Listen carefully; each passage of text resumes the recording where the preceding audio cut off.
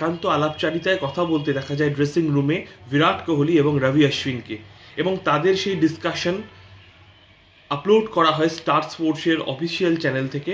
এবং সেটা দেখার পর অনেকে বলেছে যে তাদের মধ্যে বেশ কিছু ইমোশনাল কথা হচ্ছে, এবং বিরাট কোহলি রবি অশ্বিনকে জড়িয়ে ধরেন, এবং ম্যাচ শেষে শোনা যায় রবি অশ্বিন বলতে চলেছেন যে ভারতীয় জার্সিতে সমস্ত রকম ফরম্যাট থেকে তিনি অবসর নিচ্ছেন এবং এটাই তার শেষ দিন। চেন্নাই সুপার কিংস থেকে রবি অশ্বিনের উত্থান এবং তার পরবর্তী সময় ভারতীয় দলে তার অবদান ব্যক্ত করার নয়।